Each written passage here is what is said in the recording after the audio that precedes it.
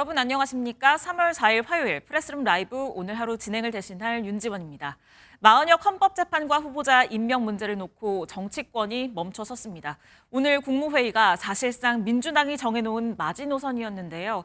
조금 전인 오전 10시부터 국무회의가 진행되고 있습니다. 국회에 나가 있는 취재기자 연결해서 자세한 내용 들어보겠습니다. 조희로 기자, 오늘은 마 후보자 임명하지 않기로 한 건가요?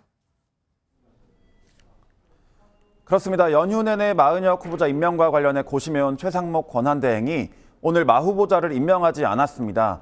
이 최 대행은 다만 위기 상황에서 민생과 대한민국의 미래를 위한 돌파구를 마련하고 또 국민 통합의 시금석을 놔야 할 곳은 여야와 정부가 함께하는 국정협의회라고 언급했는데요. 직접적으로 언급하진 않았지만 마 후보자 임명을 위해선 정치권의 합의가 전제돼야 한다는 기존 입장을 재차 강조한 것으로 풀이됩니다. 앞서 최 대행은 국무회의 시작 전에 1시간 동안 비공개 간담회를 열고 국무위원들의 의견을 들었는데요. 지난해 12월에 정계선 조한창 헌법재판관을 결정할 당시 내각과 대통령실의 반대가 거셌던 것을 감안한 것으로 풀이됩니다. 네, 야당의 반발이 더욱 거세질 것으로 보이는데 어떤가요? 네, 여야는 오늘 오전에도 마 후보자와 관련해 최 대행 압박 수위를 최고조로 끌어올렸습니다. 민주당은 헌법재판소가 위헌이라고 만장일치로 확인했는데 무슨 논의가 필요하냐며 최 대행이 위헌으로 헌정을 파괴한다고 경고했습니다. 구급 공무원도 이렇게 막 나가면 중징계를 피할 수 없습니다. 최상목 대행의 임무와 역할은 국정 정상화이지 내란 대행이 아닙니다. 반면 여당은 헌재의 공정성과 국가적 신뢰 확보를 위해서라도 임명은 안 된다고 강조했습니다. 이념적 편향성 우려도 매우 큰 마은혁 후보자가 탄핵 심판에 관여하게 된다면 헌법재판소는 더더욱 공정성 시비에 휘말리게 될 것입니다. 정치권에선 한덕수 총리의 탄핵 심판 선고가 이르면 이번 주에 나올 것으로 예상되면서 한 총리 복귀 시 공을 한 총리에게 넘길 거라는 분석이 나옵니다. 지금까지 국회에서 MBN 뉴스 조희로입니다.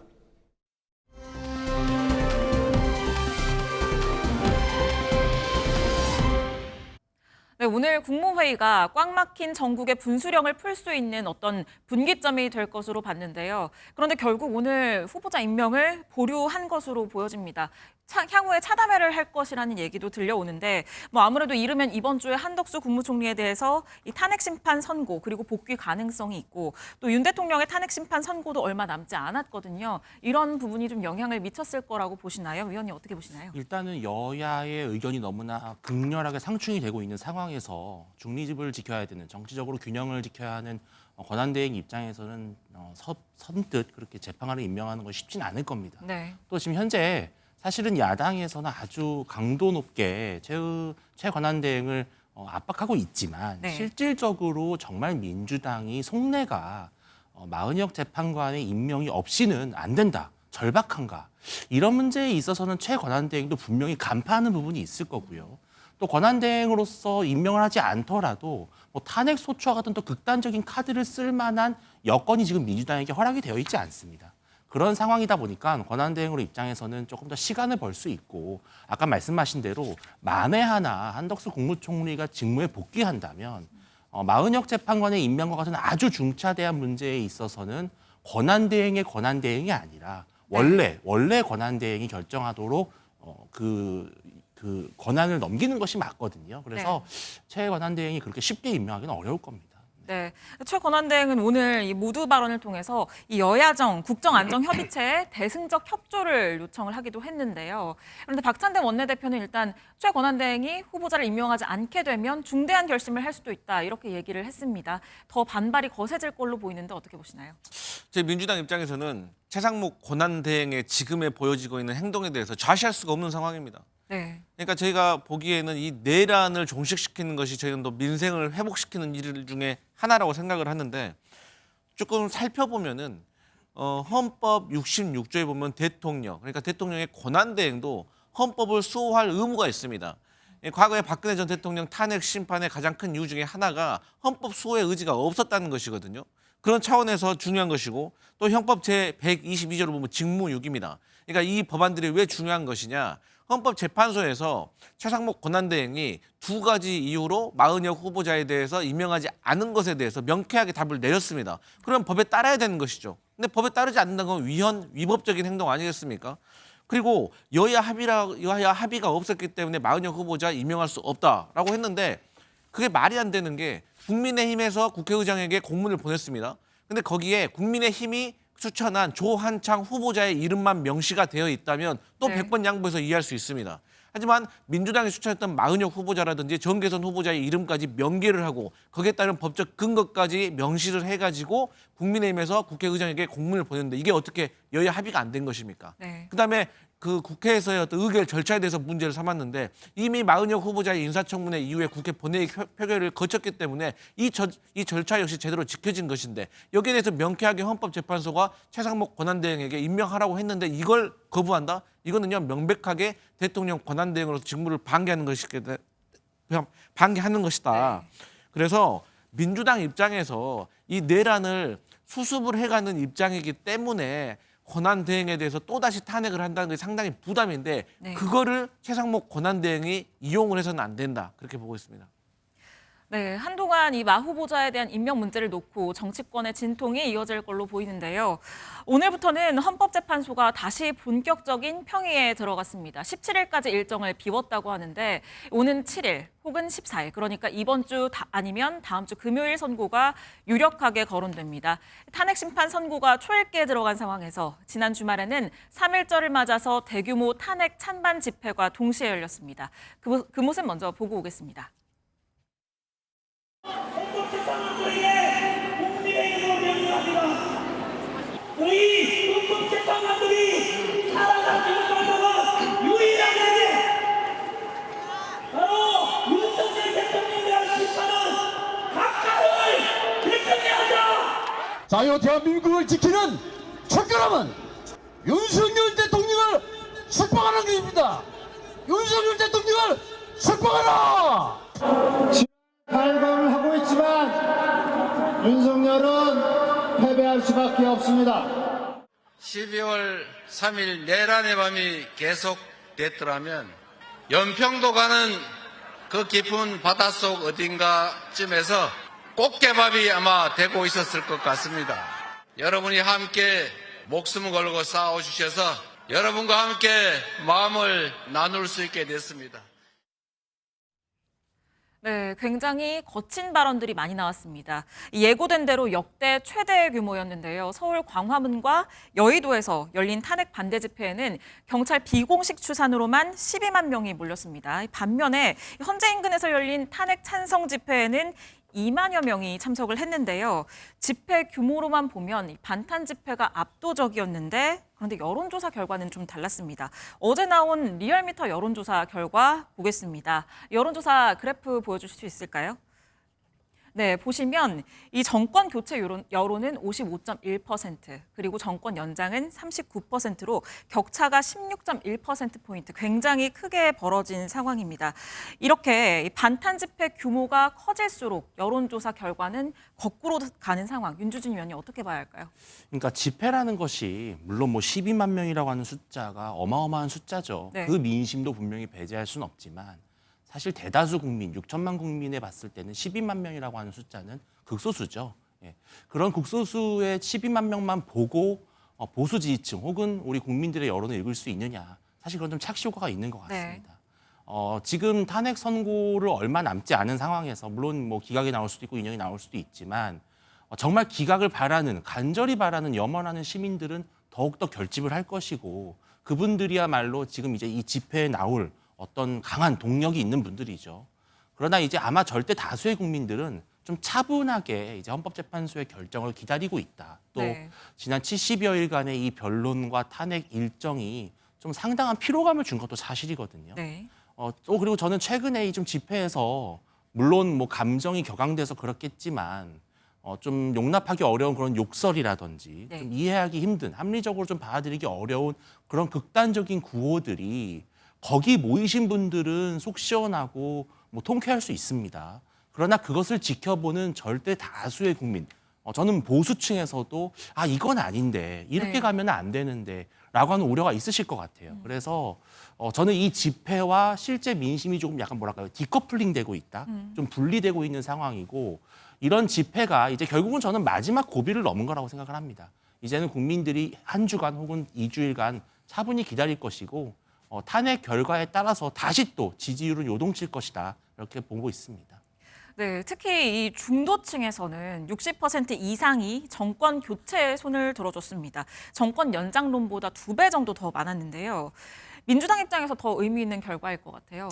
그러니까 이제 중도층이 어쨌든 간에 윤석열 대통령의 탄핵 심판 변론을 11차까지 지켜보면서 비상계엄이 잘못됐다고는 이미 인식하고 있지만 이 탄핵 심판 절차에서 윤석열 대통령 측의 의견을 한번 들어보고 싶었던 거예요. 네. 그래 비상계엄을 할 수밖에 없었던 정말 그 나름대로의 이유가 있었을까라고 했는데 막상 변론이 다 끝나 보니까 윤석열 대통령 측에서 제대로 된 소명을 하지 못하고 네. 오히려 공감할 수 없는 부정선거 의혹에 대해서만 계속해서 주장을 하고 또한 이 윤석열 대통령 측의 변호인들이 사실 증인을 대하는 태도라든지 신문을 하는 이런 과정들을 보면서 상당히 무례했다는 것을 저는 국민들과 중도층이 느꼈다고 생각합니다. 네. 사람들은 이렇게 보여지는 것도 사실 되게 중요하게 여기는 거거든요. 네. 그런 차원에서 윤석열 대통령에 대한 실망이 더 커졌는데 윤석열 대통령은 비상계엄을 선포한 이유로 사실 그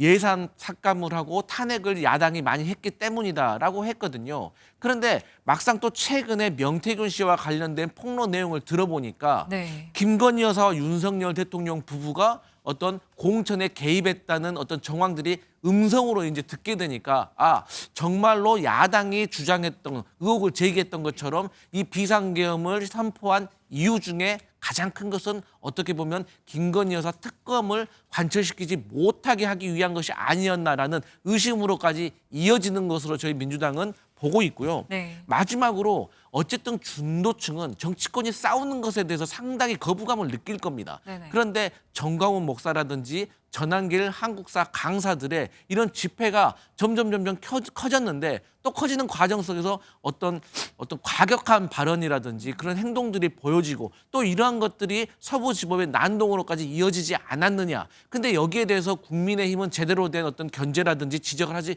못하고 있는 것에 대해서 저는 중도층이 실망을 하고 있다. 추가적으로는 이제 윤석열 대통령의 탄핵 심판의 결정이 곧 다가오기 때문에 네. 중도층도 이제 마음의 결정을 내려야 되는 시기가 다가오고 있다는 걸 느끼고 있어서 저는 이런 여론조사의 결과가 나오고 있다 이렇게 보여집니다. 네, 이런 여론조사 결과는 이 엎치락뒤치락하던 양당 지지율도 비슷한 흐름으로 나타나고 있습니다. 민주당이 44.2%, 국민의힘이 37.6%를 기록했는데요. 5주 만에 지지율 격차가 오차 범위 밖으로 벌어졌고 또 국민의힘 지지도는 6주 만에 40% 선이 붕괴되는 모습을 보였습니다. 그 원인 뭐라고 보시나요? 지난 한 2달간의 여론조사를 쭉 보면 이제 국민들께서는 이렇게 나오시는 수치만 보잖아요. 결과적인 수치만 보시는데 네. 실제로 되게 중요한 것은 누가 많이 응답했느냐가 사실 되게 중요합니다. 네. 그러니까 지역별로나 성별로나 나이대로는 정해진 그 인구의 분포에 맞춰서 하지만 실질적으로 보수적인 성향을 가지신 분들이 더 많이 응답을 받을 수 있고 혹은 진보적인 성향을 가지신 분들이 더 많이 응답을 할 수도 있는데요. 그동안 국민의힘의 지지율이 좀 높게 책정이 되어 왔던 그런 여론조사의 일관된 패턴을 보면 사실은 내가 보수다라고 응답하시는 분들의 비율이 내가 진보다라고 응답하시는 분들보다 조금 높게 나왔던 건 사실입니다. 근데 이것은 두 가지 해석이 가능합니다. 여론조사가 왜곡된 것이냐 그러면 그렇다고 보기는 어렵고요. 그만큼 결집이 됐고 더욱더 적극적으로 의사표시를 했다는 네. 것이죠. 근데 아까 말씀을 드렸지만 이제 탄핵 정국이 좀 피로도가 있습니다. 네. 그리고 헌법재판소의 결과만을 기다리고 있는 이러한 국면에서는 이제 반대로 보수층에서는 이제 결과가 나올 거니까 좀 응답이 조금 저조하다면 윤 대통령이 반드시 좀 탄핵이 됐으면 좋겠다라고 생각하는 분들은 더 적극적으로 응답을 할 수가 있거든요.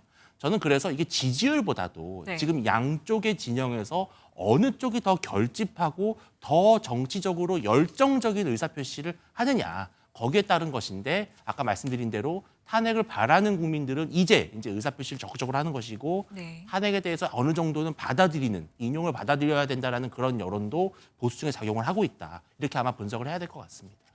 네, 오늘 권성동 원내대표도 이 원내 대책회의 이후에 이 여론조사 결과와 관련해서 발언을 내놨는데요. 어떤 내용인지 듣고 이어가겠습니다. 각종 여론조사에서 윤석열 지지율이 계속 빠지는 걸로 나오고 있는데 그 원인을 뭘로 보시는지 그리고 어떻게? 각종 여론조사는 아니고 아마 리얼미터 조사를 갖고 말씀하시는 것 같은데 여론조사의 결과는 존중을 하고 그 추세를 한번 좀 살펴보겠습니다. 이것이 일정한 경향성이 있는 것인지 아니면 튀는 여론조사 결과인지를 좀 봐야 저희들이 대책을 세울 수 있을 것 같습니다. 네, 이 권성동 원내대표는 이게 지금 일시적인 현상인 건지 아니면 추세인 건지 그걸 살펴봐야 될 것 같다 이렇게 얘기를 했는데 강성필 부대변인님은 이게 중도층 민심이 완전히 기운 것이다 이렇게 보시는지 또 여기에 이재명 대표의 최근 이 중도 보수 전략도 유효했다고 보시는지 답변 부탁드립니다. 그러니까 이제 이 여론조사는 사실 일시적인 한 번의 어떤 결과보다는 네. 추이가 중요하다는 것은 정치권에서 이미 다 알고 있는 것이죠. 그런데 이제 이런 추이가 일어날 수밖에 없었던 근본적인 원인이 사실 저희 야당이 보기엔 명확하다는 겁니다. 네. 제가 앞서 말씀드렸지만 결론적으로 윤석열 대통령의 비상계엄에 대해서는 많은 국민들이 잘못됐다라고 생각을 하십니다. 그런데 이 비상계엄이 잘못되긴 했는데 이게 대통령을 탄핵까지 시킬 만한 일이냐와 이건 탄핵이 되어야 된다라고 생각하는 분들이 갈릴 수가 있는 것이거든요. 네. 그리고 또 여기에 추가적으로 비상계엄도 잘못됐고 탄핵도 돼야 되지만 그런다고 해서 민주당이 집권하는 것은 또 맞느냐? 라는 어떤 불안감이 있는 국민들이 있었던 것도 사실입니다. 그런데 이 모든 것들이 다시 말씀드리지만 윤석열 대통령 탄핵 심판에서 11번의 변론기를 거치면서 네. 국민들로 하여금 이게 확실히 잘못됐구나 비상계엄이 그리고 윤석열 대통령이 탄핵되는 게 맞겠구나. 왜? 이분이 다시 복귀를 하면은 대한민국이 얼마나 혼란스러워질까. 그러니까 국민들은 이 보수 집회라든지 진보 성향의 집회가 이렇게 서로의 주장을 막 이렇게 서로 이렇게 과격하게 표현하는 것에 대해서 되게 거부감을 느끼고 이러한 것들이 명쾌하게 결론이 나지 않으면 한쪽으로 힘을 확 쏠려주지 않으면 이 조기 대선 이후에도 대한민국이 혼란스럽겠구나라는 것을 중도층이 느끼고 있다. 저는 그렇게 생각하기 때문에 어쨌든 권성동 원내대표로서는 이번 한 번 정도 튀는 여론조사이길 바라겠지만 저는 당분간 중도층의 마음은 이렇게 쭉 갈 것 같다. 그렇게 보여집니다.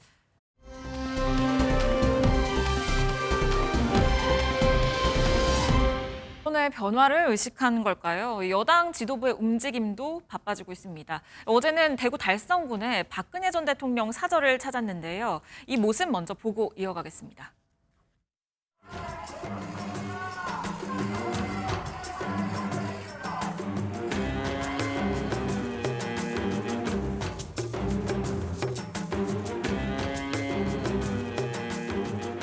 윤석열 대통령 구치소를 방문하는 장면을 보면서 마음이 참 무거웠다. 대통령의 건강과 마음 상태가 어떻느냐라고 질문을 주셨고 국가의 미래를 위해서 여당이 단합해 줬으면 좋겠다라는 말씀을 전하셨습니다. 집권당의 대표가 소신이 지나쳐서 사사건건 계집각을 세우는 것은 바람직스럽지 않다. 개인 행동이 지나치면 상황을 더 어렵게 할 수 있다. 이런 말씀도 주셨습니다. 네, 박근혜 전 대통령이 공개적으로 모두 발언을 하거나 그러지는 않았습니다만 이 신동욱 대변인을 통해서 이 발언이 전해졌는데요. 결국엔 당내 단합을 강조했습니다. 그러면서 얘기를 한 게 집권당 대표가 소신이 지나쳐서 사사건건 대립각을 세우는 건 좋지 않다. 이렇게 얘기를 했거든요. 한동훈 전 대표를 겨냥한 발언으로 보여지는데요. 뭐 그렇게밖에 볼 수 없는 상황인 것 같습니다. 사실 네. 박근혜 전 대통령 같은 경우는 같은 아픔이 있죠. 과거에 본인께서 대통령이실 때 유승민 전 원내대표가 네. 이렇게 뭐 복지와 관련해서 노선 갈등을 빚었고 결국은 유승민 원내대표가 직을 그만두게 되는 그런 파국으로까지 이어졌었던 경험이 있습니다. 또 김무성 전 새누리당 대표가 당시 집권여당 대표였는데 네. 이분의 대권 출마 가능성도 상당히 높았습니다. 그래서 미래 권력과 현재 권력이 충돌하는 게 아니냐. 그런 늘 권력 갈등의 프레임 속에서 박근혜 전 대통령이 상당히 좀 고통스러웠죠. 그러다가 결국은 탄핵을 당하고 만 것입니다. 네. 그때 탄핵에 앞장선 것이 바로 김무성 전 대표를 중심으로 한 바른정당 네. 계열이었죠. 이런 아픔을 겪은 박근혜 전 대통령 입장에서는 여야가 싸우는 것보다도 더 심각한 것은 그 안에서 싸우는 것이다. 특히 현재 권력과 미래 권력이, 차기 권력이 서로 충돌했을 때 그때 바로 이 분열이 가져오는 이 패배가 상당히 크다. 저는 그래서 박근혜 전 대통령이 한동훈 대표를 겨냥해서 말씀을 하셨다고밖에 볼 수가 없고 네. 실제 지난번 이제 12월 3일 비상계엄을 선포했을 당시의 상황을 우리가 좀 돌이켜 보면 그때는 민주당과 이재명 대표의 공세도 매우 심했지만 네. 사실 한동훈 전 대표의 친한계와 윤석열 대통령을 중심으로 한 친윤계의 갈등도 매우 극심했습니다. 네. 그런 상황을 고려했을 때 앞으로는 어떤 조기 대선이 벌어지더라도 혹은 윤 대통령이 복귀를 하더라도 절대 여당 내부에서 서로 대립각 세우고 싸우지는 않았으면 좋겠다. 당부의 말씀으로 저는 보고 있습니다. 네, 지금 한 전 대표를 겨냥한 것으로 보이는 발언들이 많이 전해졌기 때문인지 또 친한계에서는 지금 박 전 대통령의 발언 중에 본인들에게 유리한 것만 친윤계가 뽑아서 얘기를 하고 있다. 이렇게 얘기를 하고 있기도 하거든요. 그건 어떻게 보시나요? 근데 저는 네. 이 정도 신동욱 대변인이 이렇게 말씀을 간접적으로 전한 것이잖아요. 네. 간접화법인데 박근혜 전 대통령께서 불쾌할 정도로 네. 어떤 특정 발언만 발췌해서 전달했다면 훗날 박 전 대통령의 심기가 매우 불편했겠죠. 네. 그런 상황까지를 감수하고 친윤계라는 이름으로 친한계의 불리한 내용만 콕 집어서 전달했다?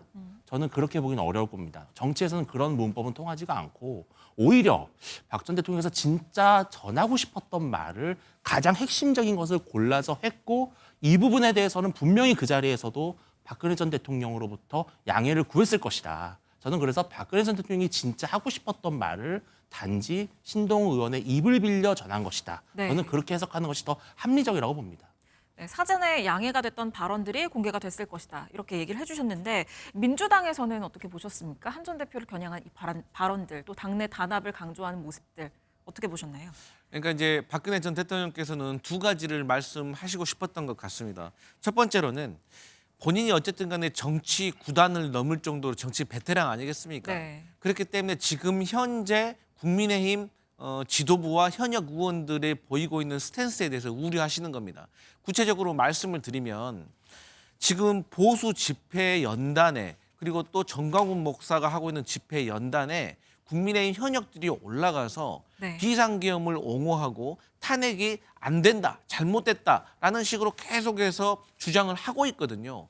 그거는 아무리 지도부가 올라가지 않았다고 하더라도 국민들로 하여금 또 중도층이 봤을 때는 국민의힘의 어떤 입장이 저런 거구나라고 오해할 수가 있는 겁니다. 그런데 박근혜 전 대통령이 봤을 때는 그게 조기 대선이 상수라고 생각하는 입장에서는 저건 절대로 국민의힘에게 좋은 스탠스가 아니라고 판단을 하셨기 때문에 저런 개인적인 행동에 지나쳐서는 안 된다라고 지적을 하신 거고요. 네. 그다음에 두 번째로는 박근혜 전 대통령 같은 경우는 당대표와의 불화가 있었던 분 아니겠습니까? 그렇기 때문에 누구보다도 한동훈 전 대표가 대통령과의 어떤 각을 세우는, 대립각을 세우는 모습에 대해서 부정적으로 생각을 하실 수밖에 없을 것입니다. 그런 차원에서 본다면 박근혜 전 대통령이 바라보는 이 한동훈이라는 정치인은 사실 아직 대한민국 대통령에 도전하기에는 역량이 부족하다고 생각을 하실 겁니다. 근데 역량이 부족한 사람이 이미 등장을 했다는 자체만으로 여권의 대선 후보들끼리 필요 없는 갈등과 분열로 가게 될 가능성이 매우 크게 됩니다. 그렇게 되면 윤석열 대통령이 만약에 탄핵이 된다고 하더라도 국민의힘이 분열을 해서 패배하는 것과 그래도 하나로 좀 똘똘 뭉쳐서 조기 대선에서 패배하는 것은 또 대선 이후에 당을 재건하는 데 있어서 또 다른 결과치를 낳을 수 있기 때문에 네. 박근혜 전 대통령이 봤을 때는 한동훈 전 대표가 지금 국민의힘 대선 경선에 뛰어드는 것은 상당히 부적절하게 판단을 했다고 저는 그렇게 보여집니다. 그렇기 때문에 저 두 가지를 언급하셨다라고 보고 또 신동욱 그 대변인이 했던 말에 대해서 보통의 그래도 최소한의 어떤 릴리스가 나가는 것에 대해서는 대통령 측께 먼저 말씀드리고 이미 양해가 된 부분일 거라고 저도 생각하기 때문에 네. 저는 한동훈 대표 측에서 주장하는 것처럼 본인들이 듣고 싶은 말만 하는 것이다라는 것은 조금 과도하게 오해하는 것이 아닌가 그런 생각을 해봅니다. 네, 지금 여당 지도부가 뭐 이명박 전 대통령도 그렇고 전직 대통령들을 중심으로 좀 지지층 결집에 나서고 있는데요. 혹시나 조기 대선이 있게 된다면 이런 부분들이 어떤 유효한 영향을 발휘할 거라고 보시나요? 일단 이제 그 대선이 벌어진다고 하면 모든 선거가 그렇듯이 먼저 집토끼, 본인들의 진영을 다져놓고 난 다음에 그 다음에 외연 확장을 위해서 중도층을 공략하러 가는 것 아니겠습니까? 근데 그런 차원에서 저는 이미 윤석열 대통령이 체포되어서 구치소에서 수감되어 있는 이 자체만으로 네. 저는 보수의 어떤 지지층들은 이미 결집이 되어 있다고 생각을 합니다. 근데 이미 결집이 되어 있는데 계속해서 결집을 하라고 하면 사실 지지층들이 피곤합니다. 그리고 이런 것은 사실 대선 전략으로 봤을 때 상당히 부적절한 거거든요. 그렇기 때문에 중도층에 대한 중도층을 공략할 수 있는 그런 메시지를 내야 되는데 저는 왜 국민의힘 지도부가 이러한 어떤 전략적인 태세를 보이지 못하는 것이 좀 답답한데 뭐 저희 민주당 입장에서는 이렇게 전략적인 부재를 보이는 것이 뭐 나쁜 일은 아닙니다만 네. 어쨌든 그럼에도 삼자적인 입장으로 봤을 때 지금 국민의힘이 보이는 모습은 매우 좀 애매하다. 근데 제가 그 이유로 생각해 보니까 이 권성동 원내대표나 권영세 비대위원장이 이분이 대선 주자급의 정치인이 아닙니다. 네. 그러니까 중진이긴 해서 경험은 많지만 막상 이 경험이 많은 거랑 지도자의 자리에 가서 고민하고 결단 내리고 끌어가는 것은 또 다른 문제거든요. 네. 그래서 아무래도 이분들은 눈앞에 결집되어 있는 이 지지층들이 사실 이게 전부라는 것에 대해서 좀 인식을 하고 중도층을 공략을 했는데 막상 또 중도층을 공략하다가 지금 자기들에게 어쨌든 크게 지지를 보내주고 있는 이 강성 지지층에 대한 지지를 잃어버릴까 봐 두려워해서 이러지도 저러지도 못하고 있는 것이 아닌가 저는 그런 판단해 봅니다. 네, 뭐 집토끼를 잡으려다가 삼토끼는 다 놓친다 뭐 이런 얘기로 해석이 되는데 어제 또 주목을 받은 건 권성동 원내대표와의 인연이었습니다. 박근혜 전 대통령 탄핵 과정에서 법사위원장이었기 때문에 국회 소추위원을 맡았었죠. 이 권 원내대표는 그 점을 사과하기도 했는데요. 이 영상도 확인해 보시죠. 권성동 원내대표께서 지난 박근혜 전 대통령 탄핵 과정에서 소추위원장을 맡은 것에 대하여 박 전 대통령께서 사랑을 참 많이 주셨는데 마음을 아프게 해드려서 너무 죄송스럽다라는 말씀을 하셨고 박 전 대통령은 다 지난 일인데 이제 너무 개의치 말고 나라를 위해서 열심히 일해달라 이렇게 말씀을 하셨습니다. 네, 권성동 원내대표가 박근혜 전 대통령과 만나는 게 탄핵 이후에 8년 만에 지금 처음이라고 합니다. 예. 사과를 하기도 했는데 어떻게 보셨나요? 단순히 개인 권성동과 개인 박근혜의 문제로 해석할 것이 아니라 네. 저는 이것이 앞으로 만약에도 생길 수 있는 조기 대선을 겨냥한 박근혜 전 대통령의 당부의 말씀이라고 생각을 합니다. 뭐냐면 지금 윤석열 대통령의 비상계엄, 내란 혐의, 탄핵을 두고 지금 보수 진영이 사분오열되어 있어요. 네. 찬탄이 있고 반탄이 있고 또 뭐 지금 뭐 개파 갈등이 극심합니다. 탈당해라 뭐 이런 말도 있는데 사실 뭐 지금 어쩔 수가 없습니다. 탄핵 선고가 나오기 전이기 때문에는 어떠한 결과도 예단할 수 없는 상황에서는 각자의 주장이 옳다 싸울 수밖에 없죠. 그런데 딱 탄핵이 만약에 됐을 경우에 인용이 됐을 경우에 그때부터는 조기 대선입니다. 네. 그러면 그때는 정말 서로가 모든 것을 다 차치하고 정말 이겨야 된다라는 하나의 마음으로 뭉쳐야 되는데 저는 박근혜 전 대통령께서 너무 개의치 말고 나라를 위해 열심히 일해달라. 전 이 말이 네. 단순히 권성동 원내대표에 하는 말이 아니라 우리 국민의힘 보수 진영에게 하는 말이라고 저는 생각을 하거든요. 만약에 지금 제일 중요한 것은 아까 집토끼 산토끼 말씀 맞습니다. 산토끼가 있어야 선거를 이길 수 있는데 네. 집토끼와 산토끼가 완전히 결별해버리면 정말 선거는 집니다. 네. 예를 들어서 탄핵이 딱 선고가 됐는데 인용이 됐습니다. 근데 불복하는 세력과 이것을 받아들이고 조기 대선 이기자 이 두 진영이 보수에서 싸우면 그럼 보수는 뭐 선거하기도 전에 지는 거죠.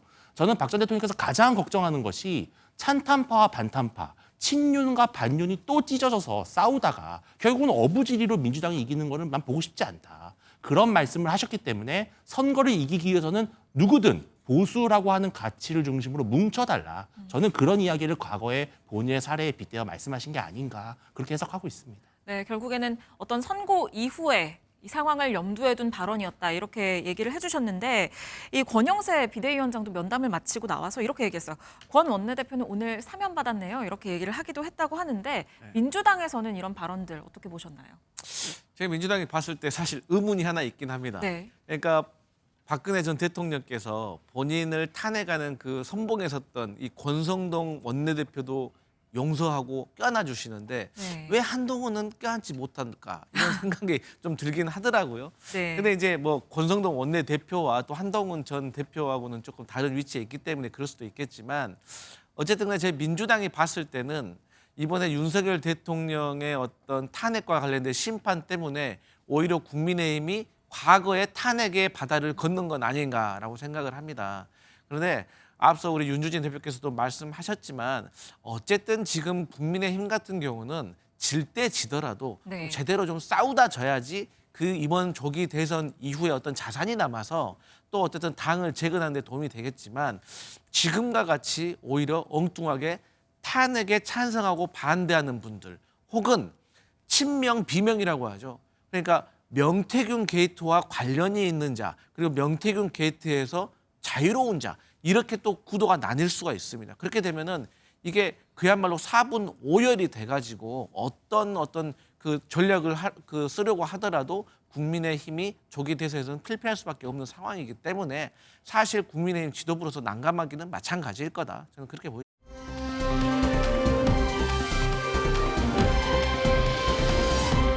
아직 조기 대선 여부가 결정되지 않았죠. 그런데 여야 잠룡들은 숨가쁘게 움직이고 있습니다. 특히 어제 박 전 대통령의 발언으로 더 주목받고 있는 한동훈 전 대표는 공개 활동을 재개한 이후에 광폭 행보를 이어가고 있는데요. 그제는 제2연평해전을 소재로 한 연극 관람이 첫 공개 행보였습니다. 그 모습 보고 오시죠. 보훈과 안보를 목숨처럼 여기는 정치를 하겠습니다. 우리가 보훈을 얼마나 중요시하고 제복 입은 영웅들을 얼마나 예우하는지가 우리를 더 안전하고 강한 나라로 만들 것이라고 저는 확신합니다. 네, 지금 계속 얘기가 나오고 있는데 한 전 대표로서는 가장 크게 극복해야 되는 게 아무래도 배신자 프레임일 것 같은데요. 그래서인지 이 보훈과 안보를 목숨처럼 여기는 정치를 하겠다. 이 전통적인 보수의 어젠다를 꺼내 들었습니다. 이 보수 민심 달래기 효과가 있을까요? 물론 어느 정도 효과가 있겠죠. 네. 뭐 한동훈 대표에 대해서 그래도 아직까지는 기대가 있는 보수 지지층이 저는 분명히 있다고 생각을 합니다. 그런데 지금 한동훈 대표를 둘러싼 이 리스크는 이 본질이 뭐 보훈이나 안보의 문제라기보다는 어떻게 보면 좀 약간 뭐랄까요? 인간성의 문제인 것 같아요. 그러니까 네. 이게 보수를 배신했다 이런 개념이 아니라 네. 윤석열 대통령과 그렇게 오랫동안 한솥밥을 먹고 왔던 동지가 어느 날 갑자기 본인의 대권 욕심 때문에 윤 대통령을 공격한 것은 아닌가? 네. 이런 이제 의구심이 보수층에 있었고 또 하나는 3번의 기회가 있었죠. 첫 번째는 총선 때 비대위원장을 맡았었고 네. 그다음에는 당대표 그리고 마지막 비상계엄이라고 하는 이 사태를 겪으면서 한동훈 대표를 둘러싼 보수층의 그 제일 중요한 부분은 물론 배신감도 있겠지만 그보다는 더 근저히 저는 불안감이 있을 거라고 보거든요. 그러니까 한동훈 전 대표가 훌륭한 잠재력을 가진 정치적 제목이면 틀림없어 보이지만 네. 과연 지금 당대표를 넘어서 대통령이라고 하는 지위까지 맡을 만큼 경험과 어떤 본인의 안정적인 리더십이 구축이 되어 있는가. 네. 이런 부분에 대한 저는 불안감이 더 클 거라고 보고요. 한동훈 대표가 지금 이제 제일 먼저 치고 나왔잖아요. 네. 대선에서. 어느 정도는 효과가 있을지 모르겠지만 앞으로 만약에 조기 대선이 벌어진다면 다른 후보들과의 경륜의 어떤 문제에서의 경쟁은 좀 버거울 것이다. 그렇게 네. 진단할 수밖에 없을 것 같습니다. 한동훈 대표가 가장 먼저 치고 나갔다 이렇게 얘기를 하셨는데 그래서인지 어제 발표된 여론조사에서도 한 전 대표가 여권 내에서는 김문수 장관의 뒤를 잇는 저런 결과가 나왔습니다. 이 광폭 행보가 지금 지지로 이어지고 있는 이런 현상으로 보여지는데 이게 어느 정도 지속이 될 수 있다고 보시나요? 저는 탄핵 선고가 나오기까지라고 봅니다. 왜냐하면 지금 현재 탄핵이 안 되길 바라는, 기각이 되길 바라는 윤 대통령이 복귀를 하길 바라는 사람들은 아마 대부분 김문수 장관을 지지하겠죠. 네. 혹은 뭐 홍준표 시장 정도를 지지할 겁니다. 근데 그 외에 나머지 인용이 될 것이라고 보고 조기 대선이 벌어질 수도 있을 것이라고 보는 지지층은 지금 현재 뚜렷한 주자가 없는 상황에서 한동훈 전 대표는 되게 노골적으로 네. 조기 대선을 가능성을 암시하면서 본인의 대권 행보를 하고 있죠. 네. 그렇다면 이제 어느 정도는 한동훈 대표에게 반응을 할 겁니다. 네. 그런데 정말 이제 탄핵이 인용이 딱 만약에 된다면 그때부터는 다시 원점에서 새롭게 경쟁을 시작을 하는 거거든요. 그렇다면 그때부터는 또 다른 뭐 오세훈 시장이라든지 그런 경쟁력 있는 다른 후보들이 치고 나온다면 그때부터는 또 새로운 각축전이 벌어질 것이다. 그래서 지금은 좀 이 지지율은 좀 등장 컨벤션 효과에 좀 가깝지 않나 이렇게 말씀을 드리겠습니다. 네, 강성필 부대변인님은 어떻게 보셨나요? 저는 일단 한동훈 전 대표가 첫 일성으로 보훈을 목숨처럼 여기는 정치인이 되겠다. 저는 거짓말이라고 생각합니다. 거짓말이다. 한동훈 전 대표가 국민의힘 당대표에 도전을 하면서 뭐라고 했습니까? 최혜병 특검 3자 추천으로 해가지고 관철시키겠다고 했습니다. 네. 이게 최근 몇 년간 대한민국에 있었던 가장 큰 보훈과 관련된 아젠다입니다. 네. 그런데 어땠습니까? 당대표가 된 다음에 그 한동훈 대표가 본인이 목숨처럼 여기는 보훈에 대해서 최혜병 사건과 관련해가지고 뭐를 한 게 있죠? 처음에는 능력이 부족해서 설득하는 시간을 갖겠다고 했습니다. 저희 민주당 기다렸습니다. 그런데 어떻게 됐습니까? 저는요, 한동훈 전 대표가 정말로 최혜병 그 특검에 대해서 안보 보훈 문제로 접근을 했다고 하면 하다못해 발의를 했었어야 된다고 생각합니다. 특검법에 대해서. 민주당의 특검법이 그렇게 독소 조항이 많다면 본인이 발의를 했었어야죠. 그런데 지키지 못했습니다.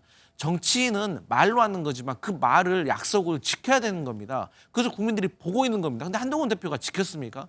또 김포시 서울시 편입 얼마나 가벼운 겁니까? 전혀 고민이 없는 겁니다. 본인이 말한 것처럼 목련꽃 피면은 김포시가 서울로 편입된다고 했는데 목련꽃이 졌는데 지금 김포시 서울 편이 됐습니까? 안 됐지 않습니까? 그래서 저는 한동훈 대표께서 뭐 공공선이라든지 동료 시민이라든지 이런 추상적인 말로는 더 이상 국민의 마음을 살 수가 없다는 거예요.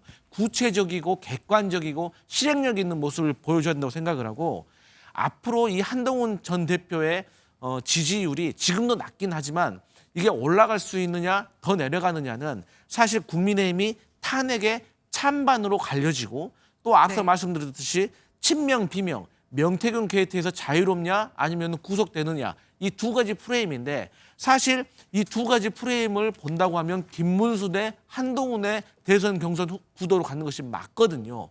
그런데 제가 느끼기에는 국민의힘 안에서 이 한동훈 대표의 배신자론이 너무 크게 자리 잡고 있는 것 같다. 너무 감정적으로 한동훈 전 대표에 대해서 국민의힘 현역들이 많이 상해 있는 것 같다. 그래서 저는 한동훈 전 대표가 정말 이 국민적인 지지를 받지 않는 이상은 저는 당내 호응을 받기 어려울 것이다. 그래서 앞으로 이 지지율은 아주 단기간에 컨벤션 효과로 끝날 가능성이 매우 높다. 저는 그렇게 봅니다. 한 전 대표도 그런 부분을 굉장히 크게 의식을 하고 있는 걸로 보여져요. 어제 한 방송에 인터뷰를 했는데 거기에서 이렇게 얘기를 했거든요. 윤 대통령에게 미안하게 생각한다. 윤한 갈등 당시 잘 되기를 바라는 마음에 직언했던 것이다. 이렇게 얘기를 하면서 윤 대통령과 관계가 악화된 것, 이것에 대해서 좀 안타까움을 표하기도 했어요. 이 탄핵 심판 결과를 앞두고 나온 이런 발언, 여기에 대해서는 강성필 부대변인님은 어떻게 생각하세요? 그러니까 뭐 당연히 지내온 시간이 윤석열 대통령과의 오랜 시간이 있기 때문에 윤석열 대통령이 구속되어 있기 때문에 미안한 마음이 없겠습니까? 그런데 그게 또 앞뒤가 안 맞게 보이는 게 한동훈 대표가 책을 한 권 내면서 등장을 했잖아요. 근데 제가 그 책을 사서 보진 않았지만 그 책의 내용을 보면은 윤석열 대통령의 비상계엄에 대해서 절대로 호응하는 게 아닌 겁니다. 오히려 윤석열 대통령의 비상계엄에 대해서 더 부정적으로 보고 있는 그런 저는 내용이 많이 담겼다고 봤거든요. 들었거든요. 그렇기 때문에 이런 것을 또 보수의 지지층들이 봤을 때 아니 윤석열한테 미안하다고 하면서 또 막상 펴낸 책을 보면 또 윤석열을 공격하고 있네. 그렇기 때문에 한동훈 전 대표의 배신자론이 더 강화되는 그런 측면이 있지 않을까 저는 그렇게 보여집니다. 네, 물론 뭐 비상계엄이라든지 아니면 탄핵 찬성과 같은 입장에 대해서는 변함이 없지만 그럼에도 불구하고 어떤 인간적인 미안함, 인간적인 인연 이런 걸 좀 강조하는 걸로 보여지기도 해요. 이게 효과가 있을까요? 뭐 효과가 없지는 않을 거라고 보지만 본질적인 문제는 아니라고 생각을 합니다. 지금 국민의힘 지지층이나 보수 지지층이 갖고 있는 그 기저에는 왜 한동훈, 윤석열이 싸웠냐 이런 개인적인 문제가 아니라 집권 여당 대표로서 대통령을 적극적으로 지원하는 그 역할. 왜냐하면 집권 여당의 대표가 물론 있습니다만 사실은 여당의 수장은 대통령입니다. 정치적 수장이죠. 당원 1호 당원 아니겠습니까? 대통령과 대립각을 세웠던 당대표. 과연 그것이 명분이 있었느냐. 이런 부분에 있어서 불안감을 갖는 것이고요. 아까 말씀 주셨다시피 만약에 정말로 한 대표가 윤 전 대통령에 대해서 개인적인 미안함이 크고 그러한 부분에 있어서 다시 용서, 보수 지지층의 용서를 받고 싶었다면 왜 하필이면 그렇다면 윤 대통령을 직격하는 비상계엄의 아주 그 크리티컬한 아킬레스건을 건드리는 그러한 내용의 책을 내므로써 조기 대선에 등장했는가? 네. 사실 좀 앞뒤가 안 맞죠. 만약 정말로 미안함이 컸다면 역사의 한 페이지로 묻어두고 나중에 기회가 됐을 때 혹은 본인이 정말 꿈꾸는 대통령이 됐을 때 담담하게 풀어나가면 되는 것이거든요. 근데 지금 탄핵 선고를 앞두고 있는 윤 대통령에게 매우 불리한 내용의 책을 출간하면서 이제 와서 이대로는 내가 대선 후보가 될 수 없을 것 같으니까 김문수 장관의 표심을 좀 가져와야겠다. 이런 전략적 선택으로 충분히 읽힐 수 있다는 것이죠. 저는 정치가 속내가 보이면 안 된다. 속이 빤히 들여다 보이는 정치는 국민들께서 다 안다. 저는 그래서 오히려 더 실망감을 가지신 분도 적지 않을 것이라고 생각을 합니다. 네, 지금 얘기가 나왔는데 여권에서 아무래도 가장 지지율이 높은 김문수 고용노동부 장관이 최근에 이 보수 텃밭인 TK를 방문하는 등 조기 대선을 준비하는 모양새를 보이고 있습니다. 이 과거 발언과 함께 이 최근 발언까지 함께 주목을 받고 있는데요. 이 발언들 들어보시죠.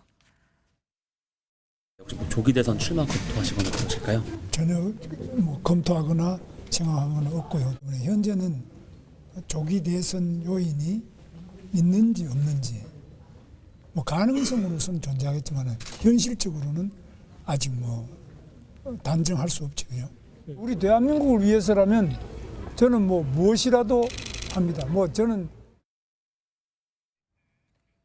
네, 딱 한 달 전에 했던 발언입니다. 전혀 검토하거나 생각한 건 없다. 이렇게 얘기를 했는데 이번에는 대선 출마에 대해서 즉답을 피하기는 했습니다만 대한민국을 위해서는 무엇이라도 하겠다. 이렇게 얘기를 했거든요. 강 부대변인님은 어떻게 보셨나요? 저는 이제 그 정치인들을 많이 이제 컨설팅을 하고 보좌를 하면서 느낀 게 있는데 질문에 네. 답을 하는 걸 상당히 주목을 해야 됩니다. 네. 그러니까 출마할 거예요? 안 합니다. 라고 하는 거하고 지금은 생각하고 있지 않습니다. 검토하고 있지 않습니다. 그건 출마하겠다는 얘기입니다. 그리고 최근에 김문수 장관이 저렇게 철봉에 매달려가지고 이렇게 턱걸이를 하는 모습을 보여줬지 않습니까? 네. 저것은 아주 긍정적이고 제가 봐서 전략적으로 저건 구성을 한 것이다. 네. 왜냐하면 가장 노령의 후보가 될 수가 있거든요. 네. 그런데 저렇게 젊은 사람도 하기 어려운 턱걸이를 6개씩이나 하는 걸 보면은 저는 아주 신선하게 다른 자연스러운 접근을 하고 있다라고 보고 있습니다. 네. 그런데 이제 문제는 이겁니다.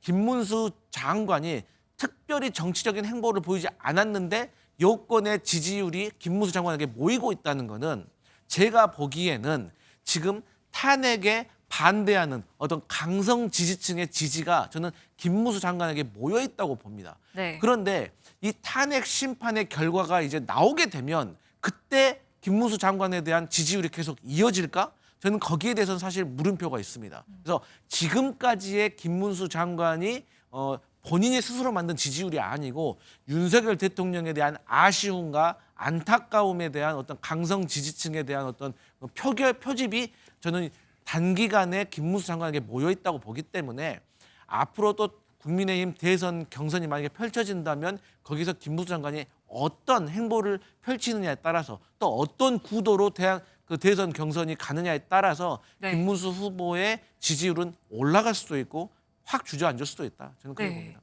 조금 전에 단기간에 지지가 모였다 이렇게 얘기를 하셨는데 또 유승민 전 의원은 좀 다르게 보고 있는 것 같아요. 저희 MBN 정훈갑의 집중 분석에 출연해서 김문수 장관이 나에게는 가장 버거운 상대다 이렇게 얘기를 했거든요. 이 발언 듣고 이어가겠습니다. 누가 가장 버거운 상대가 될 것 같습니까?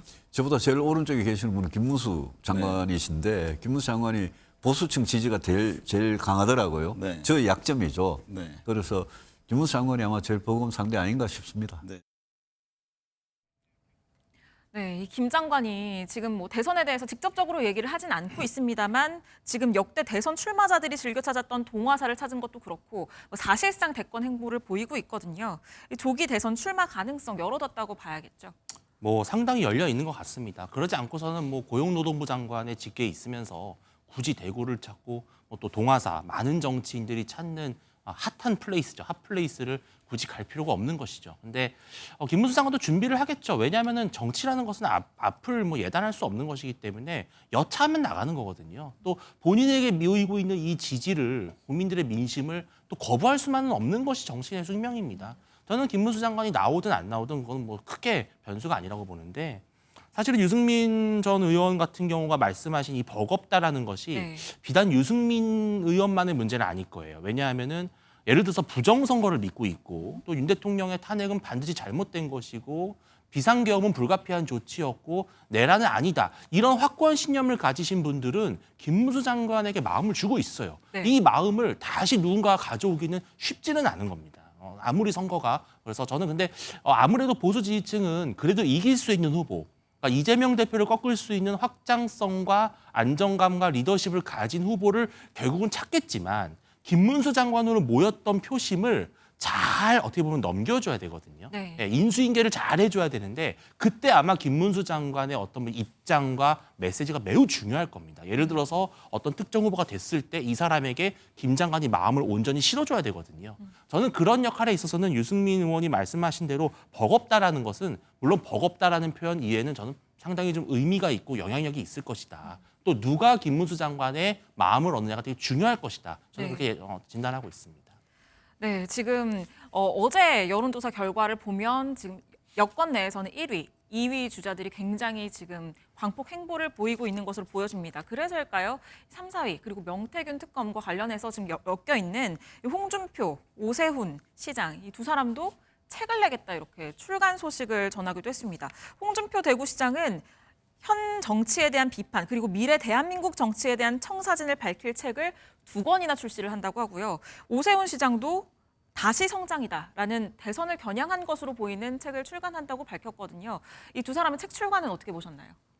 사실 그 정치인들이 출마 선언을 하기 전에 꼭 하는 세레머니 같은 것이 네. 출판입니다. 그러니까 이 출판을 통해서 여러 가지 행사를 기획을 할 수 있고 이 출판을 계기로 해가지고 다른 당내 세력과의 어떤 합종 연행을 어떤 계획을 할 수도 있는 것입니다. 그리고 또 그 도서 안에 담겨 있는 어떤 비전과 계획에 대해서 본인이 여러 가지 형태를 통해서 홍보를 할 수 있는 기회가 되기 때문에 특히나 이번에는 만약 윤석열 대통령이 파면이 된다고 하면 네. 조기 대선 레이스가 60일밖에 안 되는 짧은 기간이지 않습니까?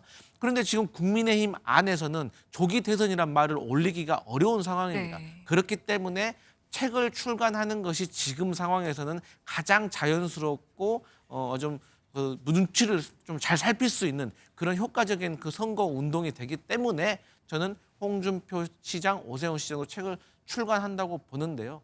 어쨌든 간에 그 홍준표 시장으로서는 이 보수의 어떤 지지층을 김문수 후보로부터 어떻게 가져올 것인가. 그리고 또 오세훈 시장으로서는 어쨌든 탄핵에 찬성하는 듯한 그리고 비상계엄이 잘못됐다라고 하는 이 중도의 이미지를 또 어떻게 더 잘 살리고 한동훈 전 대표의 표까지 어떻게 흡수하느냐. 저는 이 두 분은 각자의 고민이 있다고 생각합니다. 네, 윤주진 위원님은 어떻게 보시나요? 지금 조기 대선이 열릴지도 확실시되지 않는 상황이거든요. 그런데 여권에서 이렇게 조기 대선을 준비하는 듯한 모습. 한동훈 전 대표는 조기 대선을 겨냥해서 책을 준비한 게 맞는 것 같습니다. 네. 그러니까 당대표직을 사퇴한 이후에 한 2달 동안의 시간 동안 이제 한 것인데 네. 제가 알기로는 홍준표 시장이나 오세훈 시장은 책 출간은 좀 오래전부터 준비를 해왔어요. 그러니까 네. 이것이 뭐 꼭 조기 대선을 겨냥했던 포석은 아닌데 마침 한동훈 전 대표가 책을 내다 보니까 이게 좀 시기적으로 겹친 그런 부분이 있는 것 같은데 이 책의 좀 컨셉을 보면 한동훈 대표는 일단은 비상계엄을 주제로 책을 썼잖아요. 네. 그러니까 본인이 비상계엄을 저지했던 뭐랄까요? 좀 윤석열 대통령과 대척점에 섰던 그러한 트레이드 마크 이런 것들을 좀 가져가려고 하는 것 같고 홍준표 시장은 뭐 워낙 페이스북도 좀 자주 하시고 소통형 정치인이다 보니까 직설에 가까운 그러한 책을 좀 냈다면 또 오세훈 서울시장 같은 경우는 본인이 서울시장으로 재직하면서 느꼈던 여러 가지 문제점들 경험을 바탕으로 해서 어떤 기업을 어떻게 살려야 할지 경제를 어떻게 살려야 할지, 어떻게 국정 운영할지 이런 비전을 담았다고 하는데요. 각자가 본인이 강조하고 싶은 부분을 조금 책을 통해서 반영한 게 아닌가 이렇게 또 해석할 수 있을 것 같습니다.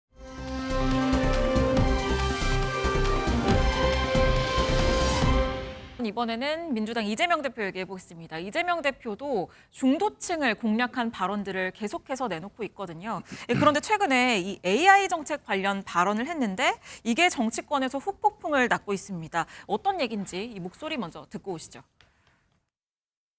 엔비디아 같은 회사가 하나 새로 생겼다. 그중에 국민의 지분이 30%다.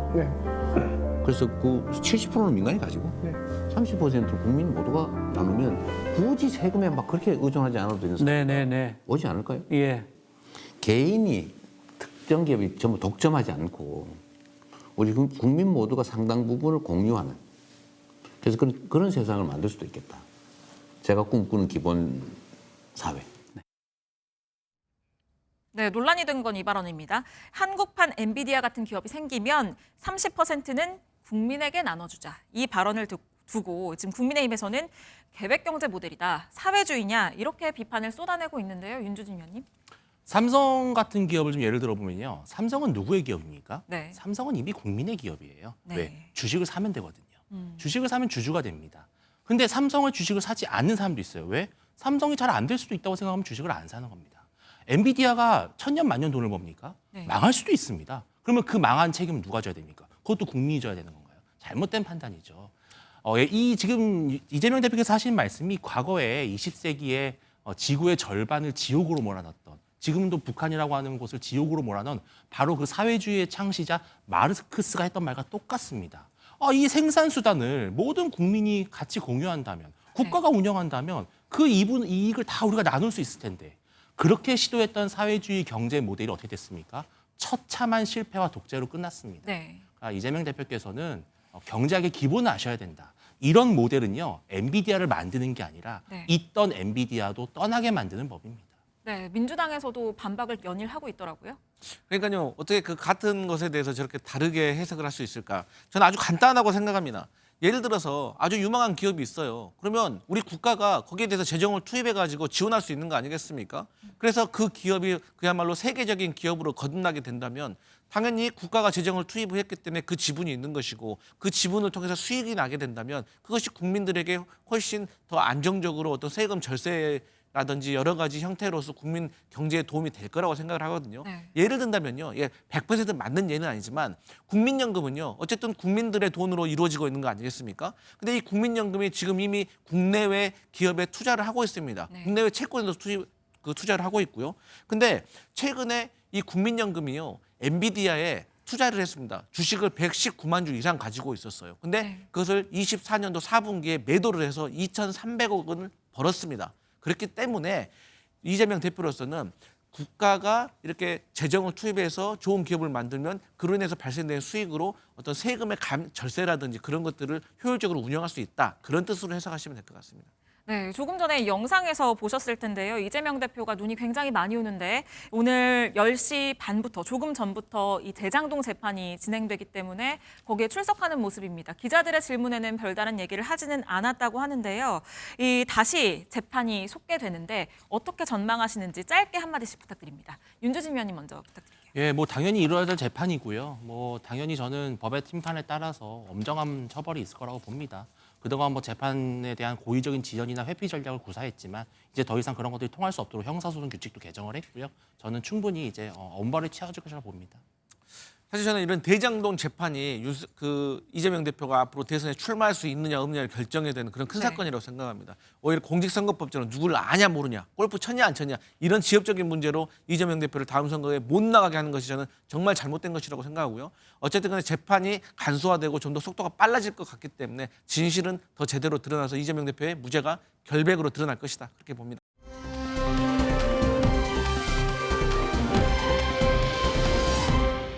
지난 28일 미국 트럼프 대통령과 젤렌스키 우크라이나 대통령이 종전 협상과 광물 협정 논의를 위해 만났지만 거친 설전 끝에 파국으로 마무리됐죠. 종전을 위해선 러시아와 협상이 필요하다는 트럼프, 살인자와 타협은 불가하다는 젤렌스키. 하지만 결국 젤렌스키 우크라이나 대통령이 다시 미국에 손을 내밀었습니다. 트럼프가 요구한 광물 협정에 서명할 준비가 되어 있다. 미국과 우리의 관계가 계속될 것이라며 협상 뒷수습에 나섰는데요. 그러나 트럼프 측은 우크라이나에는 새 지도자가 필요하다. 정권 교체까지 언급하며 협정을 거부했습니다. 종전이 멀었다고 말한 젤렌스키의 발언을 두고 더는 참지 않겠다 소셜미디어에 올리기도 했는데요. 그리고 조금 전 미국의 한 매체는 트럼프 미국 대통령이 우크라이나의 모든 군사 지원을 잠정 중단할 것을 지시했다고 전했습니다.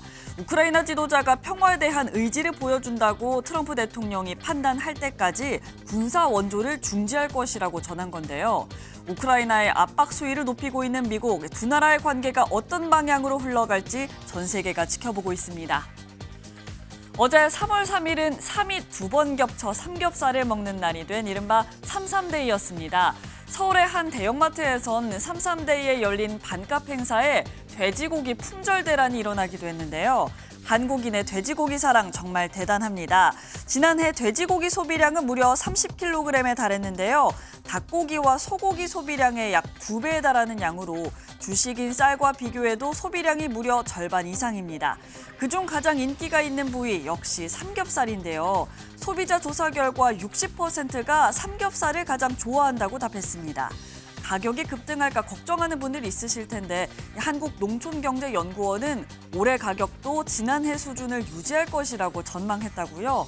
한국인의 못 말리는 치킨 사랑으로 치느님이라는 말이 있지만 이제 대세는 삼느님 아닐까 싶네요.